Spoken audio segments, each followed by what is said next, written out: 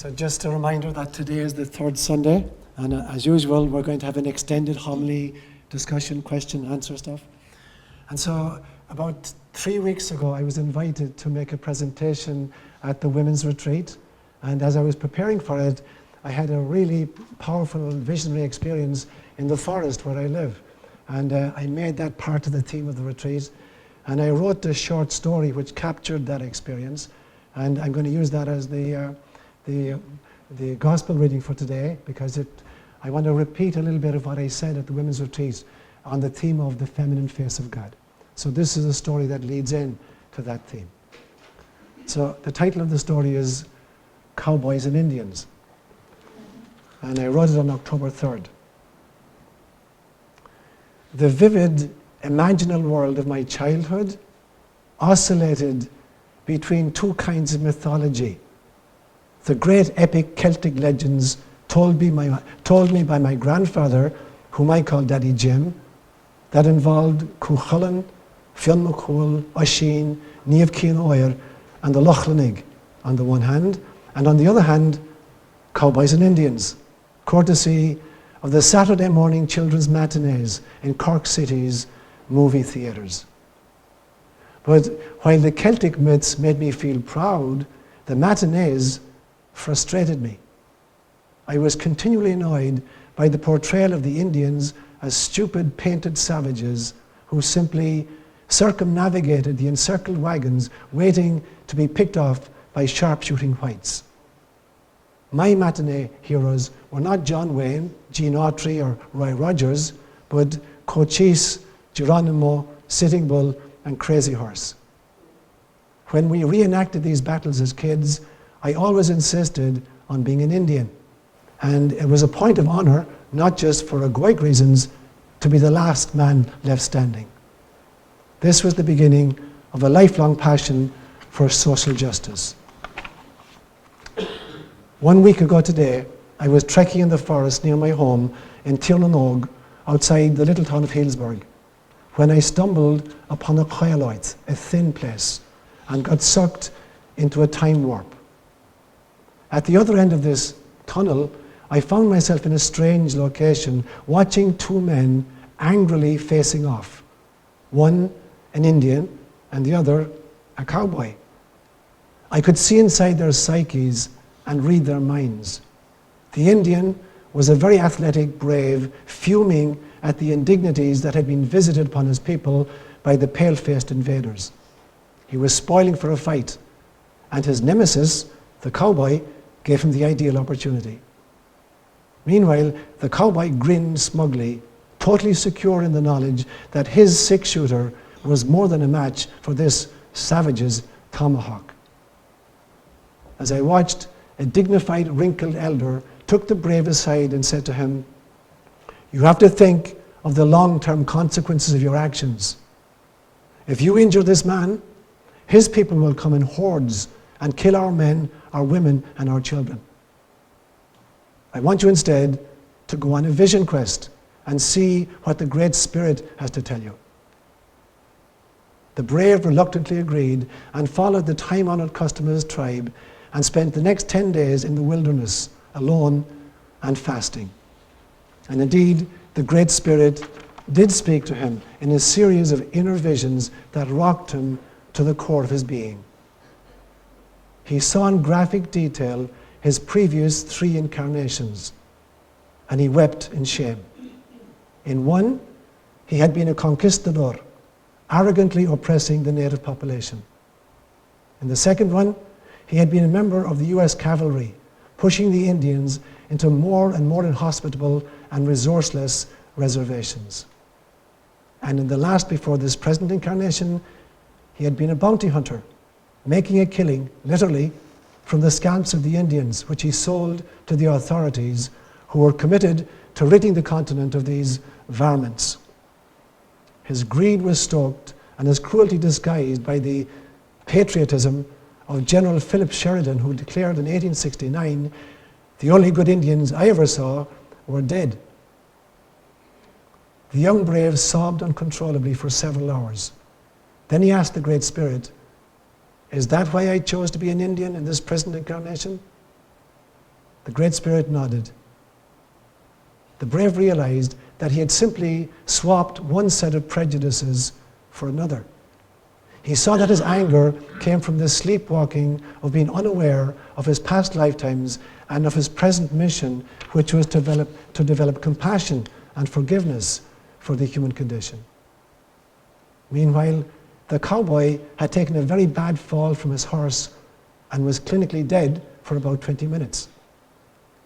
During this time, he had a near-death experience: the tunnel, the white light, the mentor, the life review. He too was rocked to the core of his soul. He recovered the memories of his last 3 incarnations, in each of which he had been a Plains Indian, suffering unspeakably at the hands of the whites. At the end of the 3rd lifetime, his mentor had asked him, "How do you think you'd handle being a white with greater numbers and superior technology? Do you think you'd use these advantages compassionately? Or would you simply forget?" He obviously had forgotten.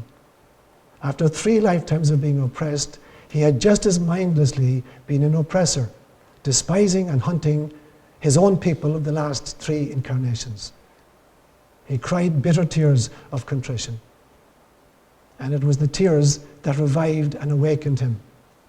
That, and the cool taste, and the taste of cool water on his lips from the cupped hands of the brave who was kneeling at his side, shielding his face from the blazing sun and his defenseless body from the circling coyotes. 2 pairs of eyes embraced in complete love.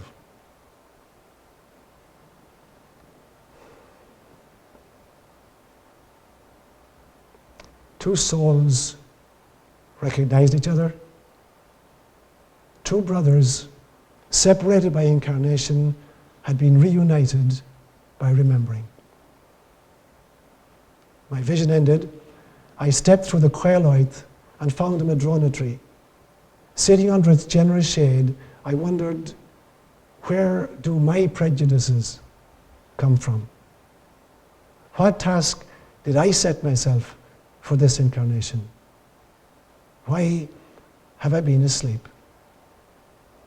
The tears flowed silently, and my dog Kayla licked them lovingly from my face. An experience inspired by God.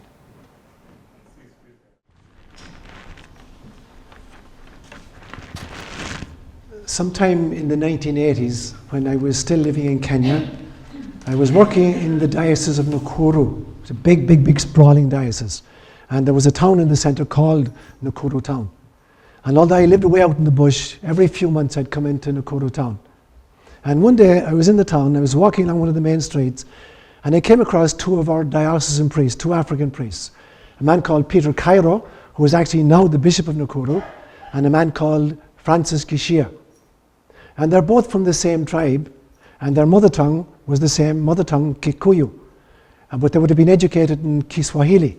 But as I come along, they're talking very animatedly to each other, and I can overhear the conversation, and they're speaking in English. And I found this really amusing. Why would 2 people whose mother tongue is Kikuyu and whose language of education was Kiswahili, why would they be speaking in English?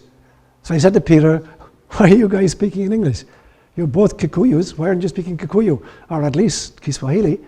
And Peter said to me, because what we're talking about, and they were talking about a theological issue, what we're talking about, there are no terms in Kikuyu for it, and the ideas don't exist in Kiswahili. So we can't talk about it in Kiswahili or in Kikuyu, so we had to use English.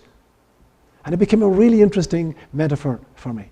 And I want to use that as a jumping off ground this morning. I'm going to make 4 main points this morning. The first one I will call talking about God. Secondly, God's gender. Then I will talk about imagination as a tool. And then finally, I'll talk about yin, yang energies. So the first one, talking about God, or speaking about God. The Greek language was honed specifically to deal with philosophical and theological concepts. So unlike Kikuyu or unlike Kiswahili, the Greek language itself is really expertly tuned to speak about these kind of esoteric ideas, philosophical or theological ideas. But even in Greek, you find they had to employ 4 different dialects, 4 different kinds of language in order to try and wrestle with the notion of God. And the first one is the language of what I would now call religious historians. It's a language that traces the evolution of our thinking about the gods throughout human history. So there's one kind of language which will be used by religious historians, and it's an evolutionary kind of language to trace the very different ways in which we understood God and the different terms that we used in speaking to God. So that's the first kind of language. There's a second kind of language that the theologians tend to use, and it's called Apathetic language. And this is the language where theologians, in their hubris, attempt to describe who God is and what the nature of God is, and that there are 3 persons in the one essence, and that there's Father, Son, and Spirit, and that there's a particular kind of procession, that the Spirit proceeds from the Father, and Jesus proceeds from the Father, and the Spirit proceeds not just from the Father, but from the Son and the Father. And there's a big disagreement between Eastern Orthodox Christianity and Roman Catholicism on this one issue. There's a single word in Latin called filioque, which created the schism of 1054 and led to all kinds of genocide. A single word in Latin in an attempt to describe who God was in our hubris. And it separated Christianity right down the middle in 1054. They mutually excommunicated each other and then went to war. So that's the language of the theologians, Kataphatic language that says God is, and then attempts to describe God ontologically. There's a third kind of language, which is the language of the teachers. If teachers have to speak about God, they employ a third kind of language, which is metaphorical or analogical kinds of language. And this is the language that says, the kingdom of heaven is like. You'll never find Jesus Christ saying God is, or the kingdom of heaven is. He will always say, the kingdom of heaven is like. And then he'll use a whole bunch of metaphors. The kingdom of heaven is like a woman baking bread who puts yeast into it and the whole mass rises. Or the kingdom of heaven is like a fisherman throwing his net into the sea. Or the kingdom of heaven is like a farmer sowing seed. Or the kingdom of heaven is like a merchant in search of fine pearls. Or the kingdom of heaven is like children playing in the marketplaces. So by employing a plethora of metaphors, Jesus is hoping that we won't take any of them literally. So this is what the teachers have to use. They have to use parabolic or metaphorical or analogical language. And then the mystics have their own language. The mystical language is called the Apathetic language in Greek. And it's the language that says X, God is not X. Y, no, God is not Y. Z, God is not Z. So you back into the experience of God by getting rid of all the terminology and the ratiocinations about God. So when you get to wrestling with the notion of God, one language is not enough. You need at least 4 dialects to try to wrestle with it. So that's kind of one template. Another template, as we wrestle with God, is to look at, I would consider, the 4 great eras in our thinking about the gods. And the first one, I call it the era of the theologians. It's when, maybe 50,000 years ago, when humans first developed the ability to speak. Our language is only about 50,000 years old. As soon as we learned how to speak, we began to employ language to think about the great existential questions. Where have we come from? What happens when we die? Who's responsible for all this kind of stuff? And so the first use and the first stage of spirituality or of religion was where we spoke about the gods.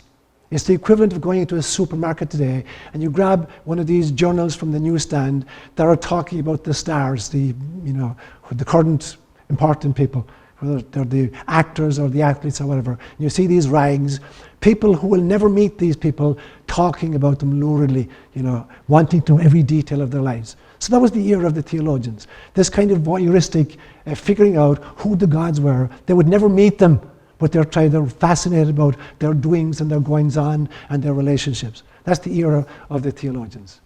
And the dark belly of that side of that era of theology is that you begin wrestling, speculating on the most inane of topics, wondering how many angels can dance on the head of a pin. That's what it descends into. That's what theology descends into. That's the dark underbelly of the theology.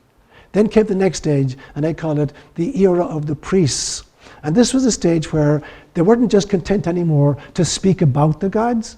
Now they want to speak to the gods. So now we develop all kinds of prayers and all kinds of rituals and all kinds of sacrifices in an effort to enter into communication with these beings.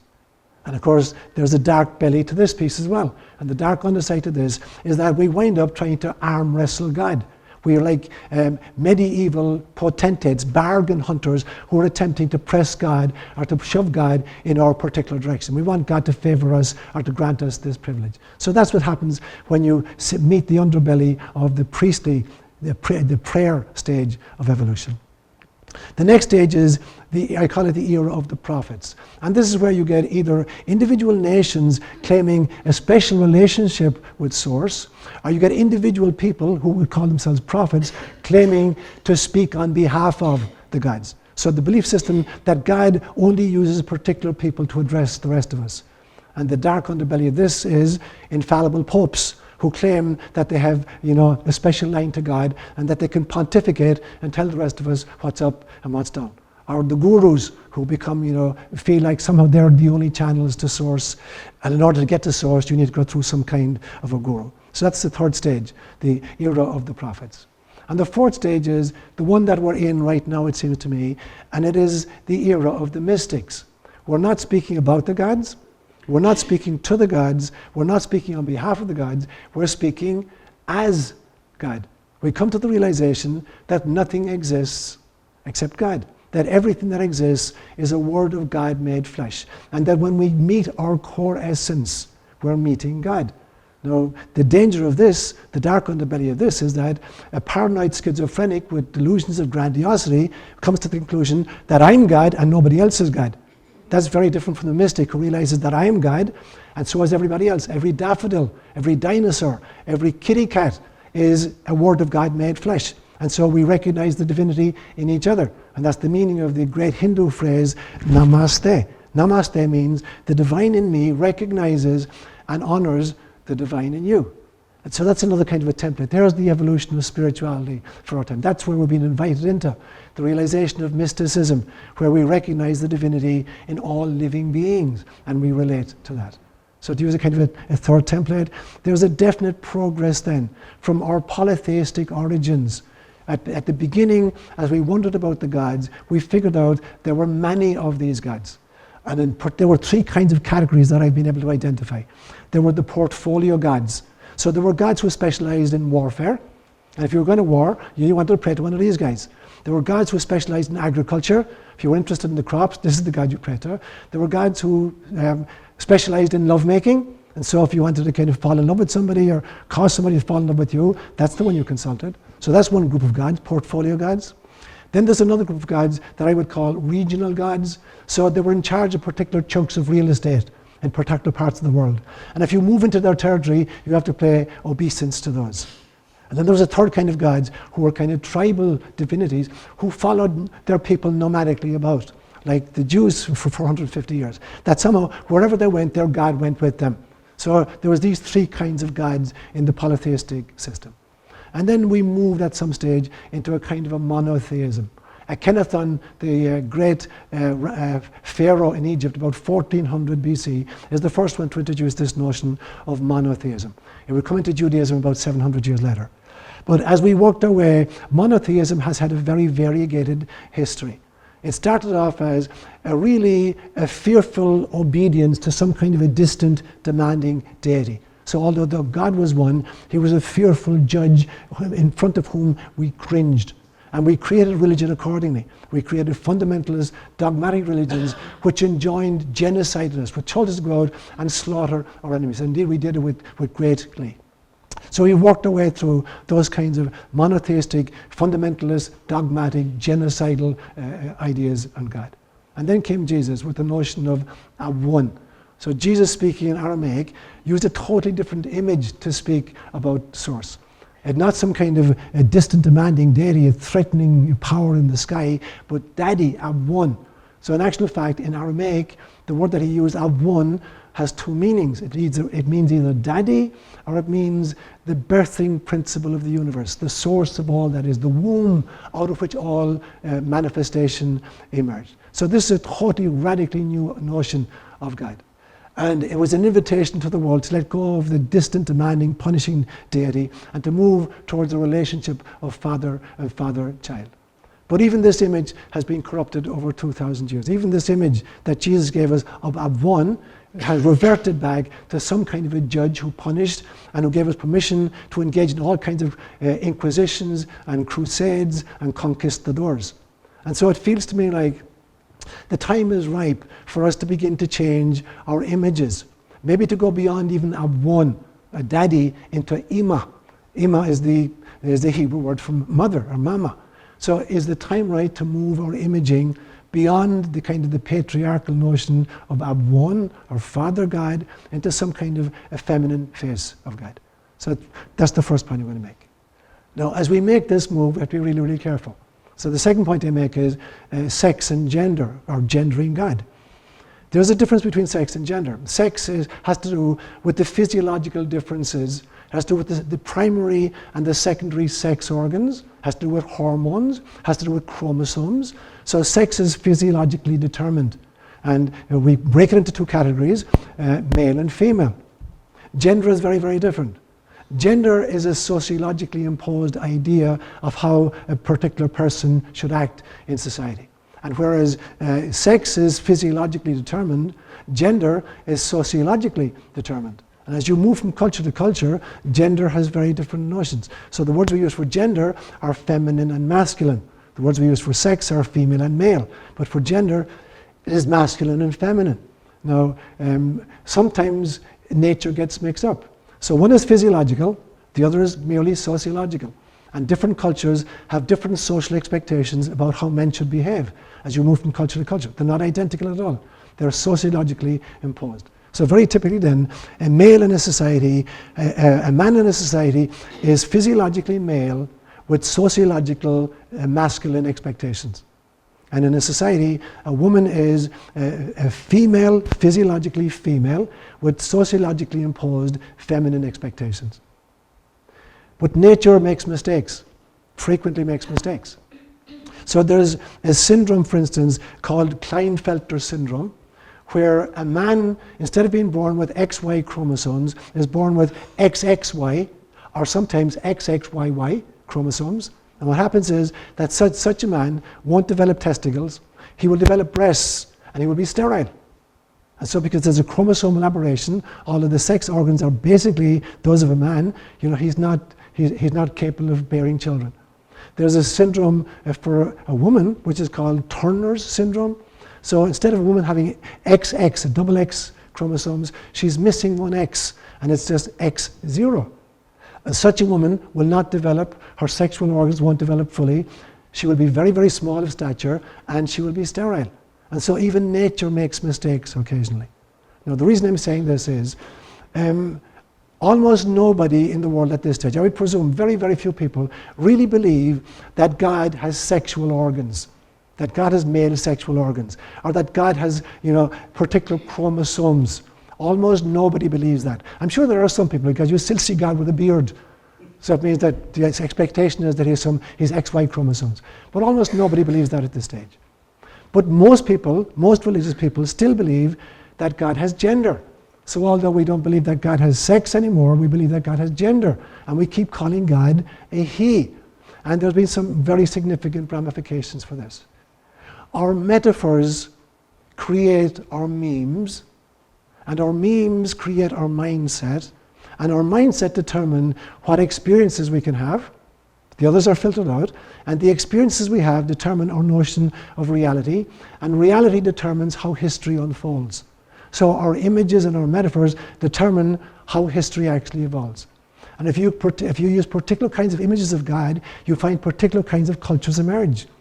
And as long as we've used patriarchal male images for God, we've created particular kinds of cultures. Now, there have been great benefits to this. All of technology has come out of that. And there's not a single one of us which is not relying on that kind of technology for communications, for transport, for hospitalization. So it's delivered tremendous benefits. That male imagery has given us tremendous benefits, but extraordinary downsides as well. The toxicity of our world at the moment is largely a consequence of sticking to these male images. So at some stage we have to ask the question, is it time to shift images? is a time to go beyond patriarchal male images that have delivered extraordinary technology and at the same time have left us on the brink of absolute cosmic destruction, and start moving into the gentler images of female thinking. And so that's the next point I want to make. That's my second point. While God has no gender, and it is as foolish to talk about God as mother as it is to talk about God as father, we still need to use images. As long as we know that the images are metaphors, they're parables, they're analogies. We have to use them, but we can't identify and think that they're ontological descriptions of who God is. God is neither a father nor a mother. God has neither sex nor gender. But as we image God, we need some kinds of icons to represent our connection with and our experience of this transcendence. And it feels to me like it is past time to move beyond the male, patriarchal, masculine images. They've brought great benefits and great destruction, and start employing different kinds of images. So my third point then is imagination as a tool. I've told you this many times before. I lived on the equator for 14 years. I literally lived on the equator. Several times every day I crossed the equator in the parishes in which I worked in Kenya. And I guarantee you there is no bump in the road. The equator does not exist. The equator is not a physical reality. The equator is a mental construct with extraordinary pragmatic applications. When you invent an equator, it gives you the basis for inventing a grid system on planet Earth, which makes it possible to pinpoint with extraordinary specificity any location on the planet. So although it is totally made up, an imaginary concept that's made up in the mind, it is extraordinary pragmatic and practical application. A second example would be the notion in mathematics of iota. Iota is defined as the square root of -1. And when it was first introduced, no less a luminary than René Descartes, who was possibly one of the greatest geniuses in history, a brilliant mathematician, a philosopher, a physicist. He derided it and he gave it the name imaginary numbers. He was the first one to call it imaginary numbers, and it was a pejorative. He thought this was a totally ridiculous notion. It was a notion that had been first mooted by an Italian mathematician. But this mathematician says, I know it can't exist. We know that in mathematics, no matter what number you take, if you multiply it by itself, the result always has to be positive. We know that's true. But I'm going to invent one. I'm going to invent it and call it iota, and I will define it as the square root of -1. And when you multiply the square root of -1 by the square root of -1, you get -1. So it's a number multiplied by itself which delivers a negative result. And Descartes said, this is really stupid, this is imaginary, it's ridiculous, I've never thought anything so stupid in my life. Now it developed into complex numbers, and complex numbers are the basis of fluid dynamics, electromagnetism, and quantum mechanics. You can't do anything in these great sciences without employing imaginary numbers and complex numbers. So again, something which is totally imaginary. The square root of -1 does not exist in the real world. It has no weight. You're not going to look down at a microscope and see it waving back up at you. It does not exist. It's a mental construct, but has extraordinary pragmatic application. Now, on the basis of that, I believe that it is time for us to begin constructing feminine images of God, taking the feminine face of God seriously. Although I know completely, and it is important that we remember, this is imaginary. God does not have gender. But here is an image, although it is a made-up image, which can have extraordinary pragmatic results. I think the very salvation of our world depends upon our beginning to use female images when we talk about our connection and our relationship with Source. But we have to keep this balance in mind. God does not have gender, because God is not a person. But if we're going to use images of God, images that have extraordinary pragmatic consequences, it's past time that we started using gentler, loving images of God. What I've seen is that every stage of human history has been largely fashioned by the images we've employed as we talk about our God. Because the images, lead to metaphors, the metaphors lead to memes, the memes lead to mindset, mindset circumscribes the experiences we can have, the experiences we have determine our reality, and our reality then becomes what history actually creates in our world. So it is past time for us to begin making this move. Now, the reason I read this story is for the following.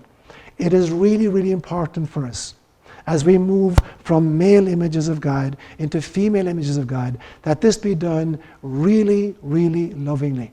If it's a backlash, if matriarchy creates a backlash against patriarchy, all we're doing is we're swinging between one kind of violence to another. We're going from the cowboy to the Indian and back again. And that's why I read that story this morning. Every single one of us in this church has been both male and female. And whatever body you're in right now, it would be really foolish of you to get stuck in the prejudices of that particular sense of self, your gender or your sense of sexual identity. It would be really foolish for you to get stuck in that because you've been stuck in the other positions as well. If you're a cowboy now, I guarantee you, you were an Indian. If you're an Indian now, I guarantee you, you were a cowboy. If you're a male sitting in this church today, I guarantee you, you've been female in many incarnations. If you're a female sitting in this church today, I guarantee you, you've been a male in many incarnations. So to get, exercised, kind of upset about the indignities being perpetrated on you now by the other group, whoever the other group is really foolish, because you've been in the same situation in the past on the other side of the equation. So as we make this transition from the patriarchal images of God to the matriarchal or the feminine face of God, it has to be done with extraordinary love and extraordinary compassion. The greatness of Mary, the mother of Jesus, was not that she was really angry against the brutality of Rome or the hypocrisy of Jerusalem for murdering her son. That was not her greatness. Her greatness was that she was filled with compassion for the human condition. That was her greatness. Not anger against those who had perpetrated this murder, but compassion for everybody stuck in the illusions of samsara. And that's how we need to proceed. It needs to be proceeding in love. The world has been fed a surfeit of violence over the last 5,000 years. The gods of violence have been satiated with the greed and the aggressiveness of humanity for at least 5,000 years. They don't need any more food. What they need at this stage is a totally different kind of energy. Which brings me to my fourth point, yin yang. As we move from masculine images into feminine images, we need to come to the realization that feminine images are not the end of the road. There are at least two more stages after that. After the feminine images have sanitized our world and healed our world and sensitized our world, we need to move the next stages into integrated images of God, that have both yin and yang energy. I'm not going to say male and female anymore, but yin and yang energies. And the final stage, the fifth stage of all, is we go beyond all images of God. We are so at home in the experiences of God that we don't need to employ any language anymore. We don't need any metaphors, any images, any icons. That's the final stage of the journey. Then we know that we're enlightened beings as individuals and as a species, when we no longer need to employ any languages or any metaphor or any images to speak about our relationship and our connection and our experiences of Source. But that's down the line a little bit. So let me just look at the next image, the next stage. So having embraced the feminine images of God, and having used that to soothe our world and to heal our greed and to pacify our aggression, having done that, we need to move into the next stage, which is integrated images. And rather than employ male and female images, we now need to go beyond, gender kind of terms. Gender stereotypes, only are useful at a particular stage of the journey. After a while, they get in our way. So the next stage, it seems to me, would be a kind of a yin-yang energy. So the good news is we don't even have to invent the terminology anymore. Taoism got there 2,600 years ago. So when I was, the contribution I made to the women's retreat, I created a list of 20 different characteristics, 20 yin characteristics and 20 yang characteristics. And I actually put this in the latest newsletter, which I just sent out yesterday. And if there's anybody who would like a copy of it, who's not on that list, I'm more than happy to email it to you. So it was a partial list of 20 characteristics, yin characteristics, and 20 yang characteristics. And I suggested a bunch of experiments you could do with yourself to determine for yourself where is your balance between these two kinds of energies. And when you look at the world around you, what kind of a balance do you see, for instance, in American politics? What is the balance in American politics between yin and yang energies? What is the balance you see in the Roman Catholic Church between these two kind of energies? What is the balance you see in COJ between these kinds of energies? What was the balance between these energies in your family of origin? What is the balance of these characteristics in yourself? So I suggested a bunch of exercises that you can lead yourself through. And I'm happy to email that to anybody who's interested in it. But what I want to say today is this. We need to go then beyond gender-specific images and start integrating two different kinds of energies. Now, there are three kinds of balance then to be achieved. The first balance is we need to achieve some kind of an equanimity between yin energy and yang energy. That's the first thing in each one of us. Secondly, there are occasions when it is more appropriate to emphasize yin energies, and there are occasions when it is more important to emphasize yang energies. If you're breastfeeding a baby, it should be almost 100% yin energy. If you come across an accident and somebody is trapped under a car and you are trying to pull the car off them, it is appropriate to be almost totally yang energy. Now, it's important to realize yin does not mean feminine and yang does not mean male. They have nothing got to do with gender. There are energies which are totally beyond gender-specific ideas. Although yin tends to get associated in the popular imagination with feminine and yang with masculine. That is a mistake. The line of yin-yang runs down through every single one of us. Every single one of us has both yin and yang energies. We will, tend to favor one side more than the other, typically. And in some situations, it's appropriately so. Other situations, it gets in our way. So yin and yang is not a way of dividing men from women. It has nothing got to do with gender. Nor is it a technique for dividing good guys from bad guys, as if the yin is all good and the yang is all bad. It is not about that. This line runs down through every single one of us. Now, the good news is we don't have to invent it. It's been there for 2,600 years. And there have been some really powerful examples in human history. So, for instance, in Mahayana Buddhism, there's this character who's called Quan Yin. You have the very name, them, Quan Yin, which literally means, in Sanskrit, what it means is, she who hearkens to the cries of the world. That's what Quan Yin means. So she is a kind of a female embodiment of a perfect yin-yang balance. So for the purposes of the retreat, I created a new term that I defined.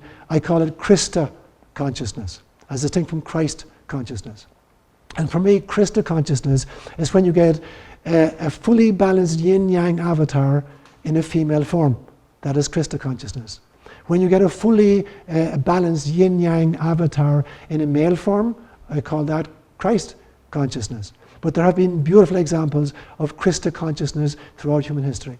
So, as I say, in Mahayana Buddhism, she's called Quan Yin. In Tibetan Buddhism, she's called Tara. In Hinduism, she gets several different names. One of them is Shakti, the wife of Vishnu. And so in Buddhism, you got it. In the Egyptian mysteries, she's called Isis. And in Christianity, she's called the Virgin Mother. And that's the great the great glory of Mary. So it's interesting that Quan Yin is also the patron of women who want to become pregnant and women who are dedicated to celibacy. She's the patron of both of them. So she is the Virgin Mother in the Mahayana tradition as well. And for Christianity, and particularly for Roman Catholicism, a very, very powerful symbol. And as I say, for me, the greatness of Mary is not that she was angry in transitioning from patriarchal imagery, but that she was filled with compassion. She was in the perfect yin-yang balance between compassion and courage as she faced up to the vicissitude of being the mother of Jesus. So she's an extraordinary example for us there. So we got lots of examples of this kind of energy. So the final thing I say then is this. We have moved from polytheistic thinking about God, many different kinds of gods, portfolio gods, regional gods, tribal divinities. We moved through monotheism with all its different kinds of the heads of monotheism, a distant demanding deity, Abwon, Ima, the feminine face of God. We've moved from masculine images to feminine images. The next two stages have to be moving into integrated images, which are transgender, and then finally moving beyond images completely into a formless mysticism, which is so saturated in the experience of Source that there is no need anymore to employ any kind of language. Namaste. Any comments, questions? Cecile. I think that the Greek goddesses This would be appropriate in our culture. You know, you have the mother and the daughter there. Yes, great. Yeah. Valid. I mean, they're so accessible to us. Yes, accessible. So it's a great point. You find, in fact, that many, many traditions have come upon this insight themselves. So I just mentioned 4. Cecilia's mentioned the Greek source as well. You find it in many, many traditions, feminine images for the divine. So it's very important for us to start embracing those at this stage, because our world can't survive many, many more years of patriarchal images of God. We won't survive.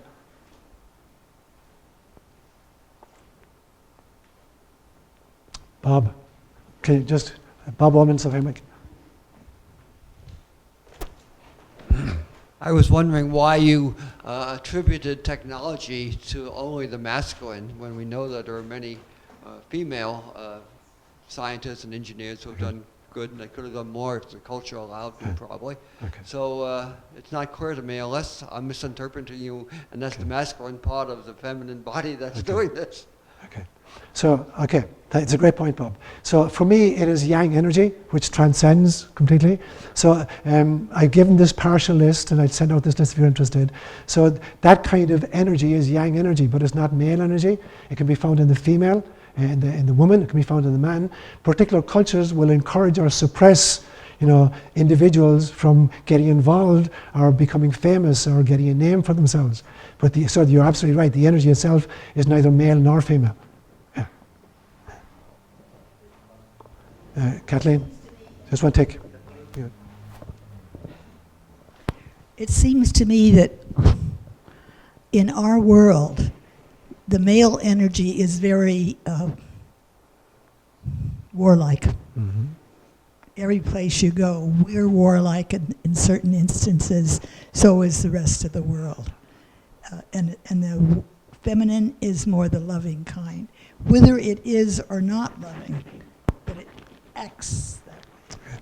So that's the reason why I think it's important for us to transcend gender specific, because there are plenty of examples, just like Bob mentioned, brilliant women who've contributed to science. There have been extraordinary, vicious women leaders in our world. And at the risk of upsetting some people, there are plenty of evidence of that in our world.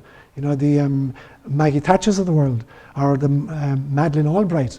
She did an interview on 60 Minutes a few years ago when she was, what position did she hold? She was Secretary of State. She was interviewed by another woman on 60 Minutes, and she was asked, she was told, over 750,000 Iraqi children have died because of American policies in Iraq. And she asked her, is that an acceptable price to pay? And Madeleine Albright's answer was, yes, we think that's an acceptable price to pay. So the death of 750,000 children was an acceptable price to pay for our foreign policy. So the fact that we have women in positions of political leadership or others doesn't guarantee you're going to bring feminine energy, or that you're going to bring yin energy into it. So for me, it's a question of moving beyond the gender-specific energies into looking at what is an appropriate balance of yin and yang. And as I say, yin does not belong to men or women, and yang does not belong to men or women. Both of us have both of these. The question is, can I achieve a balance in my life? And in what situations is it appropriate to be more yang-like, and in what situations is it appropriate to be more yin-like? Yeah. Karen. I was listening to an interview the other night with Kofi Annan, Okay. and it reminded me that there have been some really extraordinary leaders in the UN, and I wondered if their kind of oversight of so many different cultures and their exposure to that allowed them to be more balanced in their kind of yin-yang energy. So Karen's question is, there have been many, many extraordinary leaders within the United Nations, and is it perhaps because they've been exposed to many, many different cultures? I think that's a partial truth. My experience in Kenya, for instance, was that when white people went into Kenya to work as missionaries, there were two very distinct groups. There was obviously a spectrum. It wasn't just black and white. It was on a spectrum. But there were people who went in service of the local community who still despised the local community. They felt really superior, and they were bringing in a superior educational system, superior agricultural system, superior medical system, a superior religious tradition, and they were coming in to educate these poor savages. And they spent 30 and 40 and 50 years of their lives totally dedicated in extraordinarily difficult circumstances to serving these people whom they still regard as inferior. And then there were other people who went in there, and they realized that what needed to happen was to cross-fertilize traditions and insights. And so it was, Carl Jung defined these people as Gnostic intermediaries. A Gnostic intermediary is somebody very well versed in two traditions who can cross-fertilize both of them. So there were some people who went in there, and while they were of service to the local community, they realized that they benefited even more from the local community than they gave to the local community. So being multicultural, having the experience of many cultures, isn't a guarantee that you'll wind up with a really, wide perspective. You can live in a ghetto, and you can serve people from the ghetto while still despising the ghetto dwellers. And so I imagine that there are people in the United Nations who've had that experience and who've cross-fertilized it and become really global kinds of thinkers. And there are other people in the United Nations who've been really selfish and who've acquired large personal fortunes in the process on the basis of their position. Yeah. Sorry, Chris and then Peter. Chris first and then Peter. Chris. So I ran across this quote the other day and I really liked it. And we always think of intuition as being a female quality. Mm-hmm. The intuitive mind is a sacred gift and the rational mind is a faithful servant. We have created a society that honors the servant and has forgotten the gift. Beautiful. Albert Einstein. Beautiful. Ooh, okay. The intuitive mind is a sacred gift and the rational mind is a faithful servant. We have created a society that honors the servant and has forgotten the gift. Beautiful. Albert Einstein. Oh, beautiful. Really beautiful. Extraordinary. Peter. Thanks, Chris. You mentioned the hubris of the theologian. Okay. Now, it would be nice if only the theologian would have hubris. Okay. But isn't that hubris built in to the culture and to the language, and it's like it creeps up everywhere. Totally. So totally. It's much, and even like religion, there's a lot of hubris. Totally. My God is better than your God, and we had a general of the American Army who said that about the Muslim religion. Okay. So isn't that the basic Absolutely. problem of religion? Absolutely. Hubris. Yeah, totally. So did everybody hear Peter's comment? So Peter's saying, I said that when I was speaking about the theologians and their language, which was Katha language, that they attempt to describe God ontologically. God is. Not God is like, but God is, as if they had got the final word in it. And I use the word hubris. It's a Greek word meaning kind of chutzpah, or what's a good English word for hubris? Arrogance. So I said that this is really arrogant. And Peter's point is, it would be nice if the only arrogant people in the world were the theologians. But the truth is, there's arrogance all over, and he's absolutely dead right. Arrogance has permeated our entire Western culture. We do it in our medicine, we do it in our agriculture, we do it in our justice systems, we do it in our games, we do it in our legislative models, we do it in our educational processes, we do it in our politics. Arrogance has become part of the equation. And so it is really, really important to realize that needs to be moderated by some kind of a humility. And humility is not a kind of a craven cowardice where we kind of put ourselves on our knees in front of the divine. The word humility literally means to be grounded. It comes from the word humus, which is soil or earth. So humility is to be grounded in the truth. Humility is not some kind of a self-critical breastbeating. Humility is to be grounded in the reality of the truth. And that's where you need a large dose of being grounded in the reality of truth. What is your name? I'm Laurie, and you're very welcome. Very welcome, Pat. Right. Excuse me for reaching. In listening to you and listening to the conversation, I feel the macrocosm of what we're talking about. Okay. And I'm kind of a practical person, so I'm looking for daily ways of practicing in my personal relationships. I'm wondering if you... That's a great question, Lorraine. Thank you. So how do we ground this kind of cosmology in practical applications? The very first one, I would say, is we have to look at the stories, the personal stories we tell ourselves. There are 4 levels of storytelling. There is the personal mythology, which is my sense of identity. There is the story of the tribe, which we call history. There's the story of our relationship with the gods that we call theology, and there's the story of our origins and our relationship to the universe that we call cosmology. So we find ourselves embedded in 4 levels of storytelling. Now, we have to start practically then with the first level. What is the story I tell myself about myself? Of the billions of experiences I've generated in the course of this one lifetime, which ones do I fish out, and act as if they represent who I really am? So the most important question we can ask is the question, who am I? And this is not an esoteric philosophical kind of dissertation. This is really, really practical. Am I the story I've been telling myself? Am I the gender? Am I defined by my gender? Am I defined by my relationships? I'm a mother, I'm a son, I'm a husband, I'm a wife. Am I defined by my work? I'm a bus conductor, I'm a farmer, I'm a theologian, whatever. Am I defined by my emotions? I think my emotions who I am. Am I defined by my thoughts? That I think I am my intellect. So who is the real me? Will the real me please show up? Yeah? And so that's the first really, really practical. If I don't know who I really am, if I haven't examined the story I've been telling myself about myself, then I'm hopelessly lost. None of the others are going to make sense to me. Cosmology is meaningless if I don't know who I am. Theology is meaningless if I don't know who I am. History is meaningless if I don't know who I am. So that's the first question. Second question is to ask, who is my neighbor? To start redefining who is neighbor. Is neighbor the guy at the other side of the white picket fence? Is neighbor the guy who votes the same party I vote? Is neighbor the guy who holds the same, citizenship that I do? We have to keep extending the notion of neighbor. And this was Christ's great insight. The neighbor, for me, is every living thing.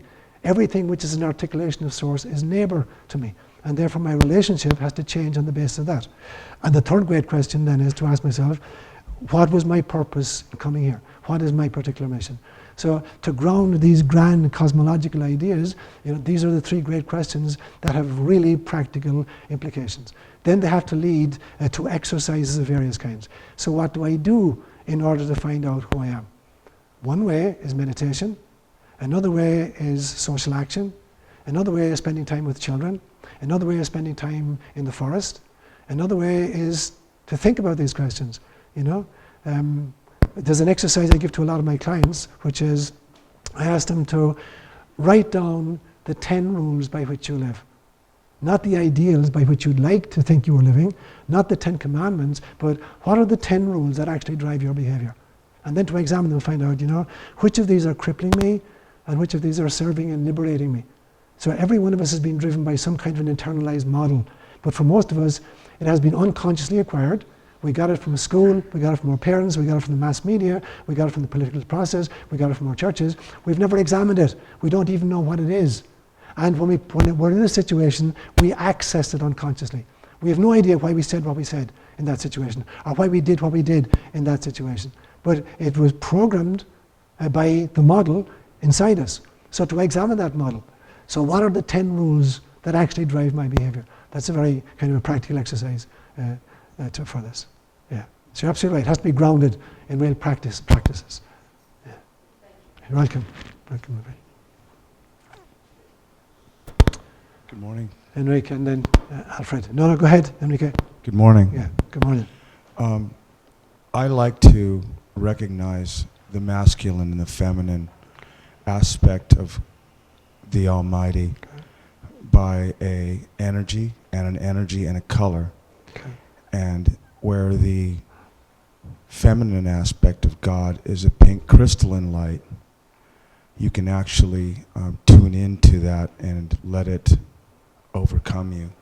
And where the masculine would be a crystalline blue light. And there are ways of allowing that to manifest in you. One is by grounding yourself, and then once grounded, to connect with that light and that love as opposed to the power and the other color, and wrapping it around you and allowing it to return to source. And you can manifest love in your life and draw those kind of energies to you. Okay. Thanks, Enrique. So there's another exercise, a visualization technique, of using colors as a way of transforming the self and cleaning up the connection to source. Thank you, Enrique. Okay. Alfred had his hand up. Alfred. it seems to me, unfortunately, in our culture and around the world, strong, dynamic leadership is what the people seem to want. Okay. Every so often we'll have a Mahatma Gandhi, a Cesar Chavez, a Martin Luther King. Their movements will crystallize and for the moment seem to move us in a direction we want to go, but then we lapse back. Yeah. So as an individual, I'm mystified by what do I need to do to try to move our culture in a way that will integrate these two desirable traits, capability to be strong and capability to be compassionate. Great. That's brilliant, Alfred. Thanks a million. So let me respond with two kinds of images there. The first image is when you put a pot of water on a fire and you want to bring it to the boil, what you begin to see after a few minutes, there'll be a few bubbles will come up from the end and they'll kind of come to the top and explode and then it'll settle down. Then after a while there'll be a few more bubbles and it'll settle down. And then at some stage the whole thing starts to boil. Now I think that that's how culture moves. Memes get introduced into the culture. They're like the bubbles coming through. And some memes have a kind of a shelf life and they seem to disappear and we think that didn't affect much. We think, for instance, the 60s was a great sign of hope maybe in this country, and what did it accomplish? Not a lot. I think it accomplished a hell of a lot. But that, the movements died down, but the fire was still there, and at some stage the whole culture begins to boil. And so this kind of search for security by looking to strong, dynamic leaders to kind of bring us out of the stuff, that was an appropriate level of cultural development. It's created all kinds of problems because power always corrupts. And people who get into positions of power because they have been idolized by the masses will use that power to dominate the masses. The thing I see about the yin energy, or if you want to call it the old style, feminine energy, is that the style of leadership which is inherent to the yin model is not a dynamic leadership role, it is a community participatory decision-making process. And so that the change is not going to come by appointing more dynamic kind of charismatic figures to kind of lead us out of the darkness. It's going to come when we begin creating little groups like this, COJ. There are tens of thousands of groups all over the world. TED group, all doing their own thing, each one adding a little bubble to the boiling pot. And so when you say then, what can we do as individuals? We can try to network with groups. And as groups, we can try to network with other groups, because the change is not going to come from the top down. There's too much invested authority and property and prestige with those in charge.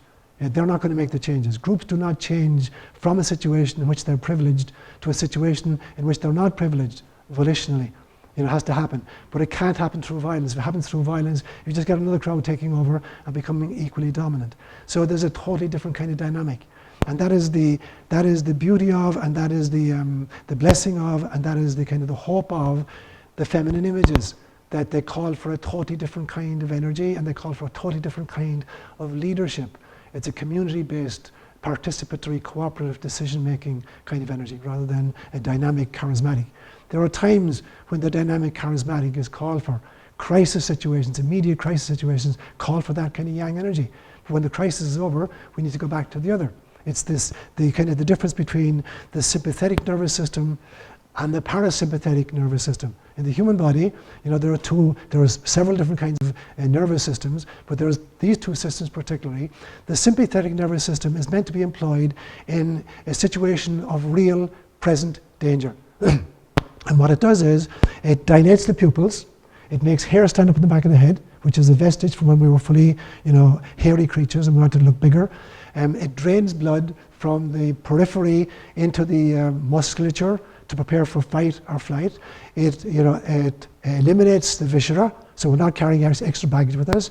And it's really important if you're faced with a saber-toothed tiger. Unfortunately, we live in a society where we're constantly on hyper alert. We're constantly in sympathetic nervous system arousal, which leads to all kinds of long-term chronic illnesses. If I were to say the one most important parameter that's responsible for the chronic illnesses of our times, I would say it is that we are in sympathetic nervous system arousal constantly. That is the basis of, I would say, all of the chronic illnesses. We have never learned how to relax once the danger is over, because we're being bombarded by media that tell us you can't relax. There are killer bees coming from Mexico. There's a pedophile living next door. The terrorists are going to attack you. The economy is going to crash. So we're constantly on hyper alert. I watched in Kenya, where I lived in Kenya, we had all the big game. We had lions and leopards hunting constantly, wild dogs, coyotes, hyenas. And I remember watching at one stage a pride of lion attacking a herd of wildebeest. And there's maybe 800 wildebeest, and there's 6 or 7 lions. And the lions go after them, and they isolate one guy, and they bring him down, and they literally begin to eviscerate him.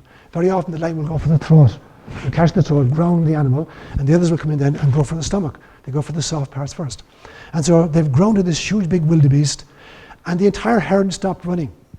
And the guy on the ground is screaming his head off, and the lions are literally eating him alive, literally eating him alive. They're eating the viscera while the head is still conscious. All of the other wildebeest stopped running, and they look back, and there's the guy on the ground, less than 100 meters away, and they go back eating. They know that the danger is over. The lions are not going to make a kill of this group again today. So there's no point in making it. They can't save this guy. There's no point in getting upset by it. It's a fait accompli. So they go back to eating grass. We have forgotten how to do that. We're constantly in hyper alert mode, which creates all the chronic illnesses. And so we need a different kind of relationship. It is appropriate in crisis situations to activate the dynamic, charismatic leadership. It is inappropriate to have those people in charge 99% of the time. It's a totally different kind of leadership we need 99% of the time. We need to be in parasympathetic culture mode 99% of the time. And that's the great genius of the Yin energy. Tom. Okay, so you have the last word, Tom. Okay. Is this okay? So, I think I've had a lot of trouble in my life, or a lot of learning in my life, about the difference between arrogance and humility. Okay. I thought for a long while, particularly, I guess as a conservative Catholic, that I knew what was right. And I would go around judging people and telling them what was right and what was wrong. Not only was that, well, if nothing else, it was ineffective. Spoken like a true scientist. Nobody, I mean, when you argue with somebody, and from arrogance I would argue, when you argue with somebody, what is their response? What is my response? You defend yourself. You don't say, oh my God, you're right, I want to change my mind. But so what is humility? And I'm not quite sure it's the right use of the word, but I have found that what I can offer people, starting with my teenage children who are much older than that now, is I can offer me and my experience. Yeah, I pick what experiences I talk about on the basis that they may need to hear that, but I'm talking about me and not about what they should do. And if I'm lucky, maybe they pick something up from what I say. Maybe if they're lucky, they pick something up. But do you have other ways of looking at arrogance versus humility? I think it's a very That's a great important criticism. question, and I would like to learn more about it. Sure. So here's my hit on it. Arrogance is an exaggerated form of confidence, and confidence is very important. Confidence is the ability to stand over my experience, exactly as you said. So confidence, I'm the world's best expert on me. Yeah, you're the world's best expert on you. And so your ability to speak about your experiences should lead to a confidence. Yeah, this is my experience. When it gets exaggerated, it becomes arrogance. I then tell you that my experience is real truth and your experience isn't truth. So now I voice my truth on you, and I'm upset that you won't accept my truth as your truth as well. So I would say then that arrogance is a very exaggerated, out of balance form of confidence, but that confidence is very, very necessary. At the other side of the equation, I think poor self-image is an exaggerated form of humility. Humility is not, beating my breast and saying, I have no opinion on anything, what do I know? I never went to school or whatever. So poor self-image is an exaggerated form of humility. What is humility? Humility is being grounded in the truth. Humility is, the realization that I have to earth my experiences by sharing it with other people. So I have to learn. Everybody is a teacher to me when I'm humble. It's not that I have no opinions, it's that I'm checking my experiences against your experiences to see what's the intersection set, what are the commonalities that we can now agree upon. This is probably real important truth, if there are several people who've had the same experience. So I'd say it all has to do with how we handle experiences. Confidence is the ability to stand over my own experiences, but not to impose it on you. And humility is the ability to learn from your experiences without just crestfallenly beating my breast and saying, I don't have any opinion. Yeah. Guys, it's 10 after 11. I thank you so much for your patience and your participation. Let's offer each other a sign of our peace.